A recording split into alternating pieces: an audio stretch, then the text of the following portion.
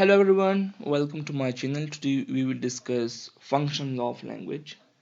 Let's first discuss what is language. Human beings can communicate with each other. We are able to exchange knowledge, beliefs, opinions, wishes, threats, commands, promises, declarations, and many other things, and it's all possible because of language.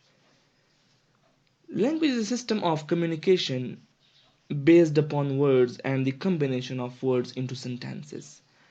And because of language, we are able to communicate with each other. We can say that language is basically the vehicle of thought by which we are able to share our thoughts with someone else.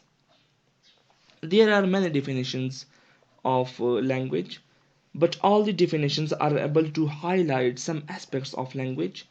For example, Henry Sweet, an English language scholar, stated that language is the expression of ideas by means of speech sounds combined into words. Words are combined into sentences. This combination answering to that of ideas into thoughts. And according to the American linguist Bloch and Traeger, language is a system of arbitrary vocal symbols by means of which a social group cooperates. So this is all about language. Now let's come towards the different functions of language. As I have already stated that language is an instrument of communication and we may also call it vehicle of thought by which we are able to transfer our thoughts, feelings and emotions to others. So the functions of language include the communicative function, the phatic function, the imaginative expression and the emotional release. Language serves many other functions. Let's discuss each function in detail. The first is phatic function of language.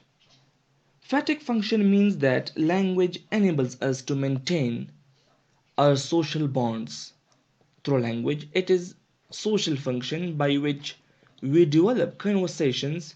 Sometimes language is used simply to establish or maintain contact among people. This use of language is most obvious in spoken communication.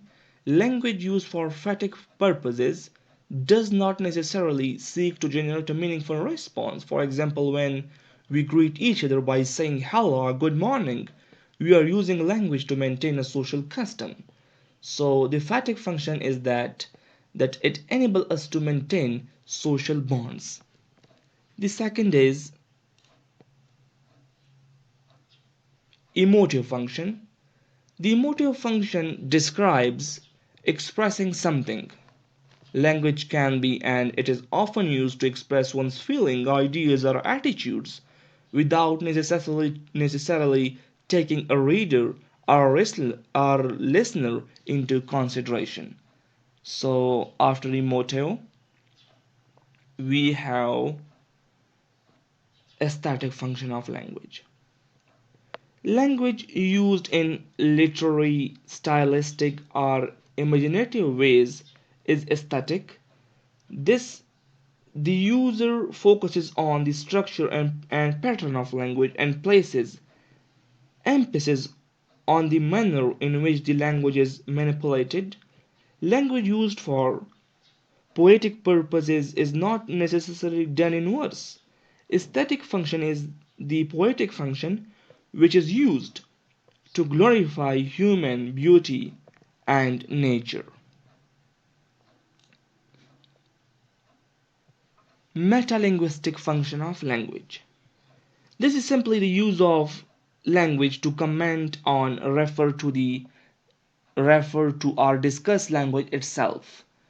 A critic of your friend's essay is metalinguistic. When language is used to talk about or define language itself, it is called the metalinguistic function of language. When you use language to consider language, your purpose is metalinguistic. It also refers to an individual ability to correct, describe, explain, and analyze error.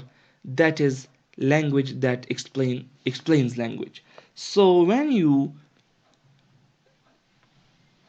comment on language or when you discuss different aspects of language, this is basically the metalinguistic function of language. Directive function of language.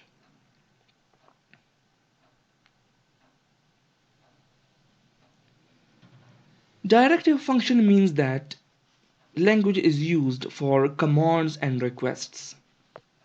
Directive function looks at language as a means of control of environment. When we control or manipulate the people around us through language, then this is magical function. And for instance, we can say someone that get out, or when we give orders, so or commands, so and maybe requests, this is the directive function of language. Conative function. Conative function aims to create certain response in addressee. It is used when trying to address the audience directly and is best illustrated by vocatives and imperatives. This function finds it pursued grammatical expression in vocative and imperative sentences. For example, Tom, come inside and eat. So this is conative function of language. After conative we have identification function of language. So this is that language provides and reinforces our sense of identity. It gives users the sense of identity as a part of a larger language community. Individuals may feel an ethnic, communal, regional, or national bonds with others like themselves. This is why nations have a standard language. So, this is the identification function of language. Narrative function of language. Narrative function as when language acts as a storehouse of information. For example, through language we create stories. Similarly, through language we transmit knowledge to the other generation. So in this sense, language acts as a storehouse of information, which is called narrative function of language. So this is all about functions of language, in which we briefly discuss functions of language. First we discuss language. What is language? We stated that language is the element or tool of communication and is the vehicle of thought. After that, we have certain functions of language, in which we have Phatic function, which is used to maintain or create social bonds. The emotive function, which is the language can be used to express one's feelings or ideas. Aesthetic function, which is that language is used in poetic way. Metalinguistic, this is the when you comment on language, or when you discuss certain aspects of language, this is metalinguistic.